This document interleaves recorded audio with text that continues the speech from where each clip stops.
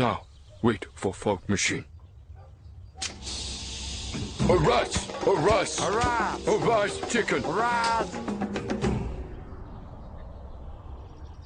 Arise, chicken! Arise, chicken! Oh, wait. Stick upside down. Chicken! Arise! Hey, chicken, arise! Arise, chicken! Arise, Arise, chicken! chicken! Hey everybody, it's Gus from Askewed Reviews, and it's another episode of Cinema Society Saturday, but this time on a Sunday. And that's just due to the fact that I had two partners for this week and a very limited amount of extra time, so I was finally able to get this recording in, and it's being put out on a Sunday. Now, if you don't know what Cinema Society Saturday is, this is where a group of us who make horror content all decided to come together. Then each week we are randomly given a theme. We then partner up, give our partner a movie that fits within the theme, and then we review those films for all of you. Now, if you didn't already know what the theme for this video was, either by the intro that I put at the beginning of it, or due to the fact that you watched my video from yesterday, the theme for this week is Brought to Life. So these are horror movies where something is given life that normally doesn't have it. And my second partner for this week was Sanda Knox. If you're not already following Sanda, definitely go and do so. She has some really fun videos, and it's really awesome to see a little bit of her journey as she is trying to become an actor and being involved with film in general. Now, for this week's theme of Brought to Life, Sanda gave me the film of Pet Semetary, the 2019 remake, directed by Kevin Kolsch and Dennis Widmer. Now, I do actually have a question when it comes to this film. Do you technically consider this a remake, or is this just a readaptation? It's a weird kind of gray area when it comes to whether or not this is a remake or just another retelling. Now, I had never actually seen this film before, but I am a huge fan of the original adaptation. That film is one of my favorite Stephen King adaptations that exists, so I was willing to give this one a try. When it comes to Stephen King adaptations, there are actually quite a few out there that already have readaptations, and I'm fascinated to always see which one is closer to the book. This one is actually further from what the source material is, and the original film is a lot closer, but it's not necessarily that makes this one bad, but I will say I didn't enjoy this one as much as I did the original. So let me tell you more about the concept to see if this is one that you want to check out for yourself. So in this version of the story, we do once again have the Creed family, where we have Dr. Lewis Creed, his wife Rachel, their two kids Ellie and Gage, and their cat Church. Now the Creeds have just recently moved to a rural town in the middle of Maine, and they're just trying to live a much quieter, nicer life out in the middle of the country. And it does seem to be nicer. Quieter, that can be an argument, as they are apparently right by a very busy road that a lot of trucks just speed through.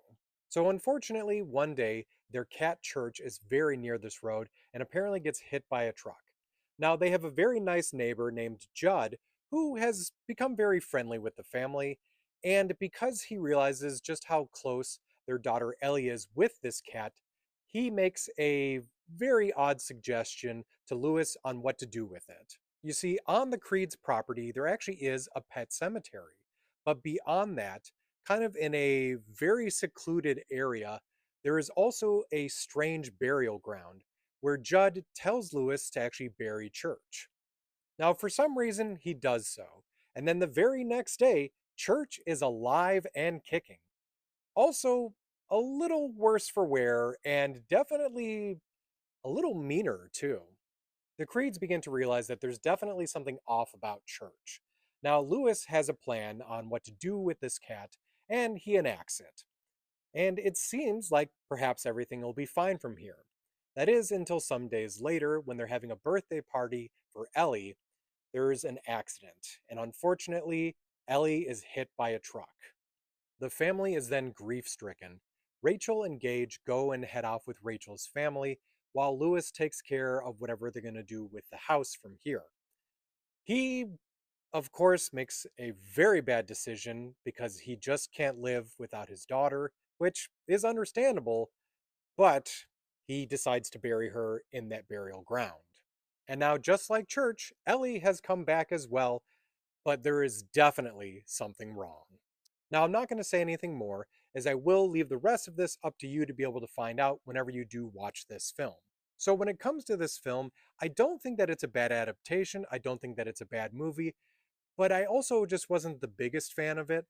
Probably one of my bigger issues is the fact that the actor Jason Clarke, who plays Lewis, I like the actor, but he has such villain face. And even though, obviously, the character of Lewis makes some bad choices, he's not technically a villain, but the actor always has villain face. And it's really hard for me to see him as like a good guy or someone that I cheer for. I will say, though, I really did like the performance of John Lithgow as the character of Judd. And even though my preference is for the character of Gage to be affected by this whole thing, going with Ellie, I do understand because you can now go with an actor that's a little bit older and perhaps shows a little bit more range. And the actress who played Ellie did do a very good job of that. So, at least for me on my scale, I'm going to give this remake a 3 out of 5. And if you want to check it out for yourselves, it's currently streaming for free on Paramount Plus. Now, once more, I am going to mention go and follow Sanda if you're not already doing so. Let's try to get her up to 9,000 followers as quickly as we can. And of course, another great reason to go and check out her content is to see the movie that I gave her to review, which was the 2018 film Killer Sofa. I hope you enjoyed my review for the remake of Pet Semetary. And if you'd like to see what everyone else in the group did for their reviews on brought to life movies, just look up the hashtag Cinema Society Saturday.